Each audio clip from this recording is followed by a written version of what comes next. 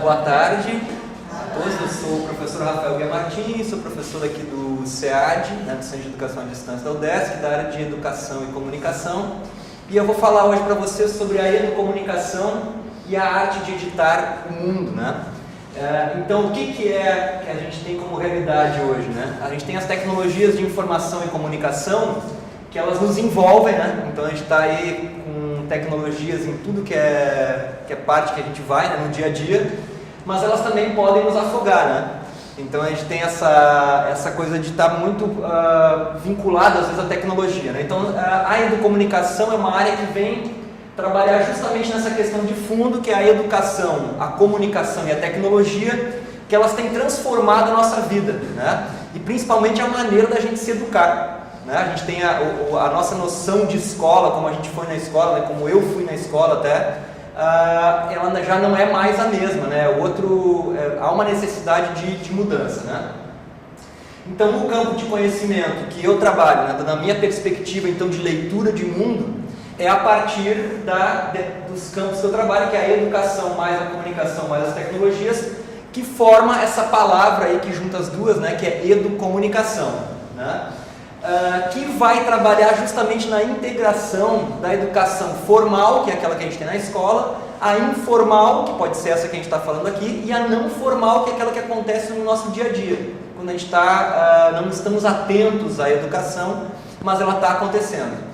Então, esse ambiente que a gente vive hoje, muito tecnológico, com muita informação, ele nos pede uma postura diferente enquanto seres humanos, que estamos nos educando para a vida toda, Se fala muito hoje em dia em educação para toda a vida, Então essa educação para toda a vida tem um pouco a ver com essa questão da educação formal, informal e não formal. Então a gente está se educando em todos os ambientes que a gente vive, Então o que é essa educomunicação, Então é essa forma de entender e trabalhar a educação, enquanto essa leitura constante de mundo que a gente faz, integrando a educação formal, informal e não formal. E ela parte do princípio que nós aqui hoje, eu aprendo mais sobre esse conceito da comunicação quando eu tenho que me preparar para falar ele para alguém. Então eu acho que eu tenho uma ideia maravilhosa na minha cabeça, ok? Então eu vou saber se essa ideia é mesmo maravilhosa quando eu vou formular ela para falar para a Luana, porque se eu não tiver, se ela continuar na minha cabeça, ela pode continuar maravilhosa até eu morrer.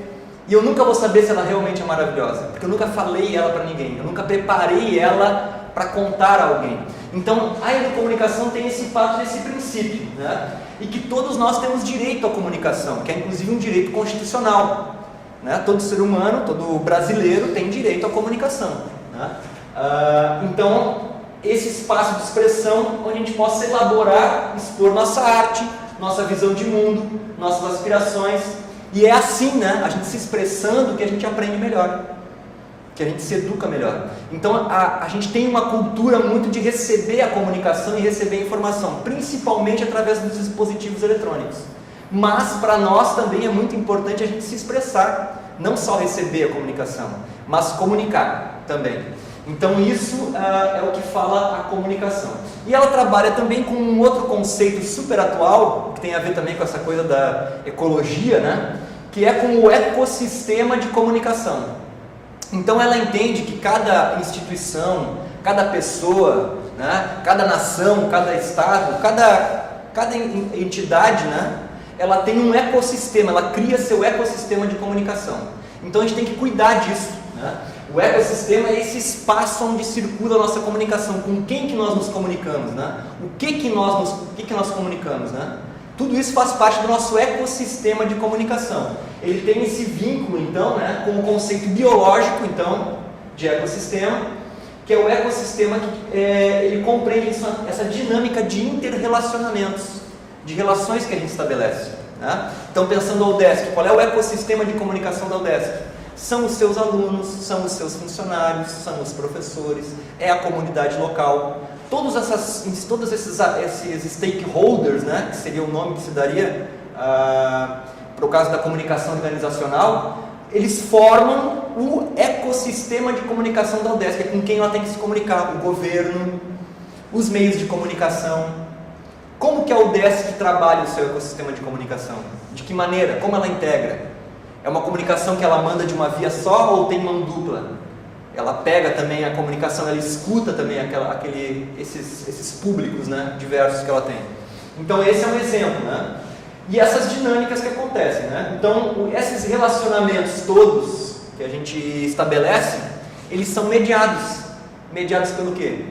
Pelo WhatsApp, pelo Facebook, pelos meios de comunicação, né? Então esses meios estão sempre nos trazendo novidades, né? Bom, esse ecossistema de comunicação, então, ele é uma noção fundamental da educomunicação, desse par, né, que entende que a educação e a comunicação andam sempre juntas, né? A gente comunica para se educar, educa escutando, educa falando também, né? E eles apontam então para essa necessidade da gente ter, qual que é a novidade então que a gente pode falar nessa coisa da gente, como a gente lê o mundo e como que a gente pode trabalhar para melhorar o nosso mundo, né? Então a gente atentando para essa gestão da nossa comunicação. Então a gente tem que atentar, a gente tem que entender que existe esse ecossistema e temos que começar a trabalhar na qualificação desse ecossistema de comunicação, né? Então, e como que acontece isso, né? Como é que funciona? A gente lê o mundo a partir do quê? A partir de uma edição que fazem do mundo para nós. Então o mundo que a gente lê, o mundo que a gente vê, o mundo que a gente vive, ele é editado por alguém. Como assim ele é editado por alguém? Por quê? Porque a gente tem um monte de janelinha, né, que formam o nosso mundo. Várias janelas para a gente olhar, né? O celular, o tablet, o computador, a televisão. E todas essas informações que chegam até nós, elas passaram por milhares, às vezes, de filtros até chegar a nós. De todos os eventos que existem no mundo hoje acontecendo, um evento, alguém escolheu para nós quais os eventos que vão chegar para nós nessa janelinha, através de alguém. E essa informação, ela chega editada, ela chega com um ponto de vista de outra pessoa. A gente não esteve lá para ver. A gente não sabe a totalidade do que aconteceu. A gente sabe um pedacinho visto por alguém que decidiu, por algum interesse que a gente não sabe, ou às vezes a gente sabe, nos passar adiante, que não é o nosso interesse. Então muitas vezes nosso dia estraga por uma coisa que chegou até nós e que nós não escolhemos nem se a gente queria ver aquilo, se a gente queria saber daquilo, né? Então essa leitura que a gente faz do mundo, muitas vezes ela é involuntária, ou na maioria das vezes a gente não lê o mundo a partir do nosso conhecimento. A gente lê o mundo a partir do conhecimento de outro. E esse outro pode ser uma pessoa física, como pode ser uma empresa, como pode ser um governo, né? Que vai defender o seu interesse. Ok? Então o nosso mundo, ele é editado. O mundo, ele é resultado de uma edição feita. Às vezes coordenada, às vezes descoordenada. Então ele é um resultado, né? Então o mundo que nos é trazido, que a gente conhece, a partir do qual a gente reflete diariamente, a gente faz as nossas reflexões, ele é um mundo que vai chegar editado para a gente. Ele é redesenhado num trajeto que passa por centenas, às vezes milhares de filtros, até que apareça no rádio, na televisão, no jornal, na internet. Ele passou por várias pessoas. Várias pessoas decidiram como que iam tratar aquela informação até chegar na gente, né? Ou às vezes ele vai aparecer na conversa do vizinho ou na conversa dos nossos alunos, no caso dos professores, né? Então o aluno vai comentar uma coisa a partir de algo que ele viu que foi outra pessoa que passou aquela informação, né? Então essa comunicação editada, ela constrói o mundo. Então o mundo é construído pela comunicação. Vejam a importância que tem o ecossistema de comunicação que a gente tem, porque o mundo ele é construído por essa comunicação editada, né? Então ele é editado e assim ele chega para todos nós. A edição obedece a interesses de diferentes tipos, sobretudo econômicos, né? O que a gente mais recebe todo dia? O que a gente mais assiste quando a gente vê televisão? Qual que é a coisa que mais se vê quando a gente pega um jornal? Ou que está em todos os jornais, está em toda a televisão? Oi? Propaganda. E o que a propaganda tem? Qual é o objetivo da propaganda? Criar uma necessidade. Nos convencer de algo, né? Criar uma necessidade que a gente não tem, fazer a gente comprar uma coisa que nós nunca compraríamos se fôssemos pensar naquilo por nós mesmos. Então, que mundo que a gente consegue ler? E como que a gente tem que ler esse mundo que chega para nós editado? Que não é do nosso interesse, né? Muitas coisas. Então, a gente acaba vendo, né? Até a nossa própria realidade do jeito que ela foi editada. Muitas vezes a gente acaba vendo uma realidade, meu Deus, a minha vida está uma crise. Que crise? Só que a nossa vida está mesmo, ela reflete tudo aquilo que está no meio de comunicação? Será que essa corrupção está na minha casa também? Será que aquele sangue todo que cai pela televisão, ele também suja o meu carpete? Mancha a minha índole? Então, como é que isso nos influencia diariamente? A gente está atento a esse tipo de... A gente entende mesmo isso? Então, vejam bem, isso é meio grave, né? Quer dizer, desse modo, às vezes a gente acaba vendo, né? Até a nossa própria realidade do jeito que ela foi editada por outro. Então, a gente acaba incorporando como nosso, né? Às vezes um conceito, uma realidade que não é nossa. Não acontece? Não diz lá o Paulo Freire que quando não existe educação, ou quando a educação não é libertadora, o sonho do oprimido é ser opressor? O sonho do cara que não tem nada não é ser milionário? Não é desse chegar em casa de helicóptero? E é essa a solução? Todo mundo poderia ter um helicóptero para chegar em casa? Mas ele tem consciência disso? Não, por quê? Porque a realidade que é editada para ele ver é para que ele acredite nisso. E se ele não conhece esse mecanismo, ele vai acreditar naquilo piamente. Ele vai querer ser o que o outro é, e não o que ele pode ser diferente do outro. Mais solidário, né? Menos consumista. Bom, então esse mundo construído pela comunicação, ele nos educa. Certo? E aí eu vou dar um exemplo aqui que é o seguinte: o meu filho, quando tinha uns 5, 6 anos, eu sempre briguei muito com ele com essa coisa da televisão e coisa e tal, e ele não jogava videogame, não deixava, ele só foi ter videogame depois que a avó dele deu um videogame para ele lá quando ele já tinha 12, 15, 13 anos. Aí um dia ele chegou, foi numa banca de revista com a mãe dele e viu lá um negocinho com 125 jogos. Aí ele chegou e falou: mãe, compra isso aqui, porque ele tinha um computador já, mas ele só tinha o joguinho do Coelho Sabido. Mas ele pegou aqueles 120 jogos, aí ele chegou, ele é um gurizinho muito espirituoso, aí ele chegou em casa com aquele pacotinho de jogo, né, pegou e jogou na mesa: olha aqui, pai, pá! 125 jogos, nada educativos e muito violentos.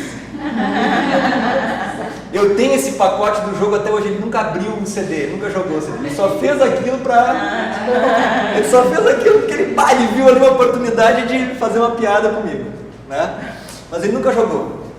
Mas veja bem, aí eu fiquei pensando, quando ele fez eu fiquei pensando, muito violentos e nada educativos, será que eles são realmente nada educativos? Será que um jogo violento ele não educa?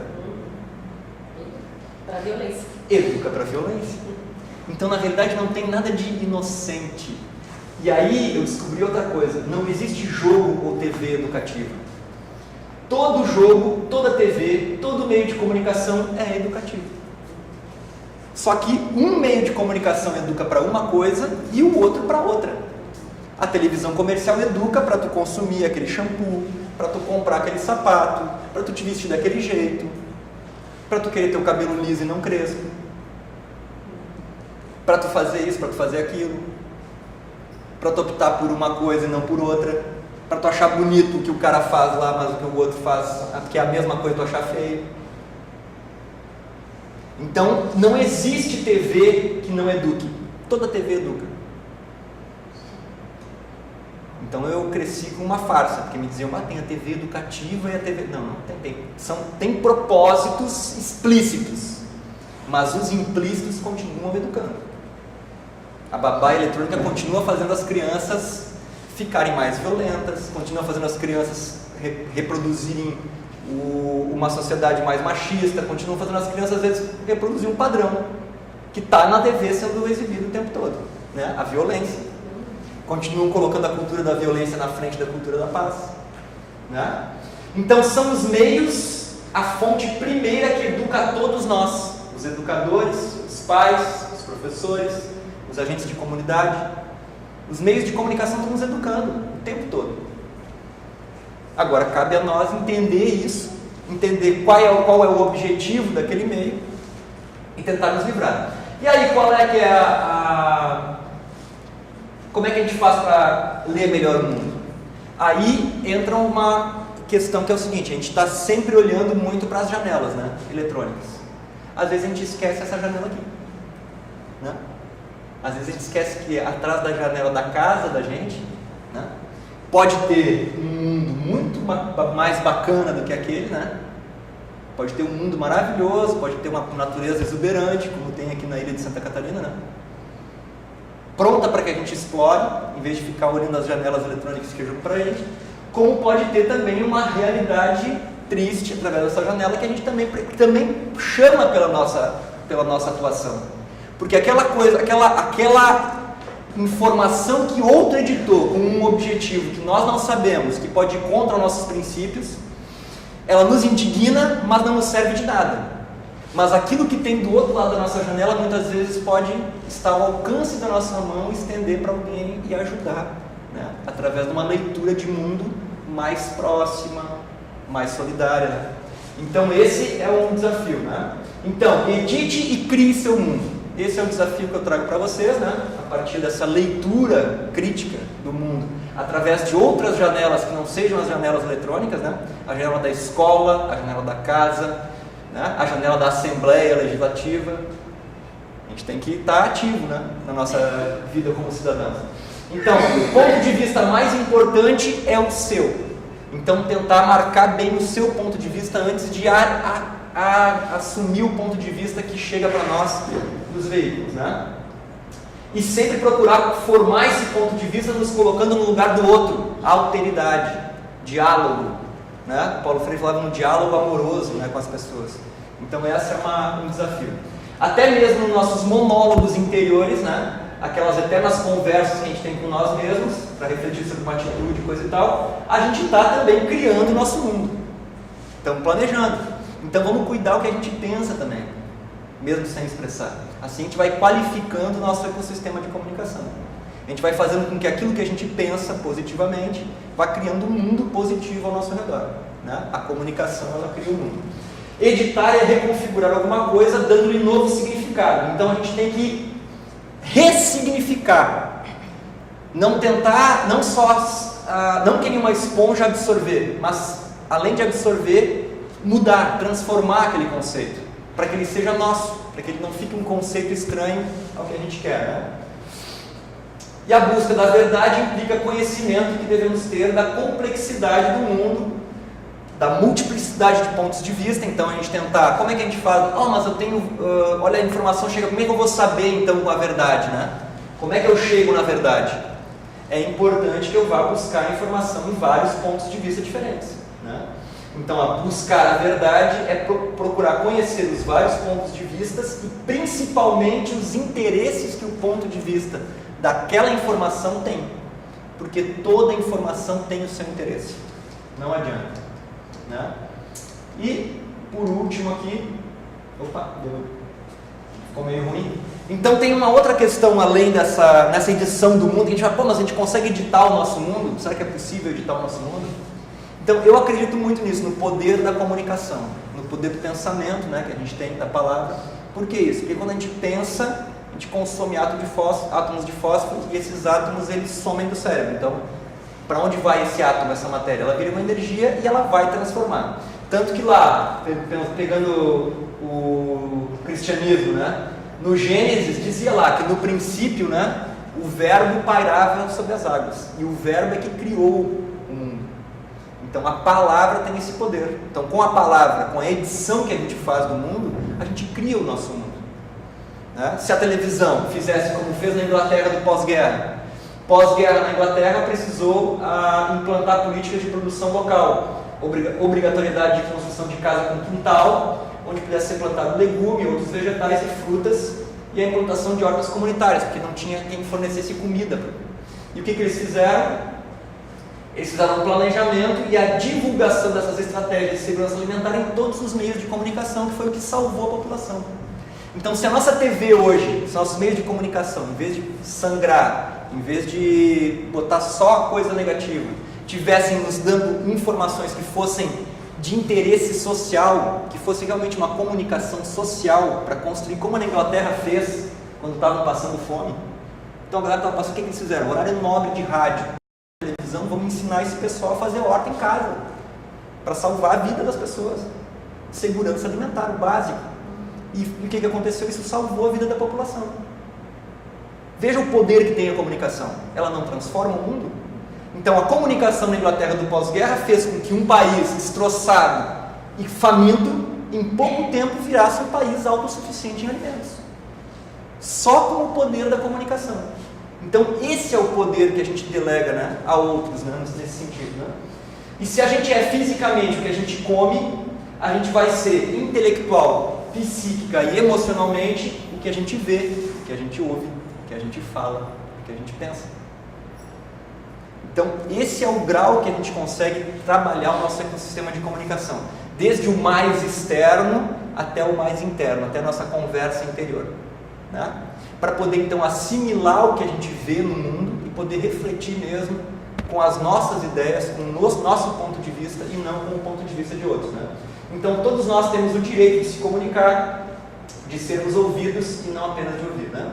O que fazer? Eu faço então ensino, pesquisa e extensão com o programa Educom.cine, Audiovisual, Educação e Cidadania. Trabalho com produção audiovisual, então eu faço as crianças divulgarem a sua voz através do audiovisual. É uma maneira de firmar a posição, então, e não virar só consumidores de comunicação e também poderem fazer uma releitura deles mesmos, né, na escola. Uso também então os Objetivos de Desenvolvimento Sustentável como temática, né? E vocês, qual a proposta? Fica aí a pergunta. Muito obrigado. Esse sou eu.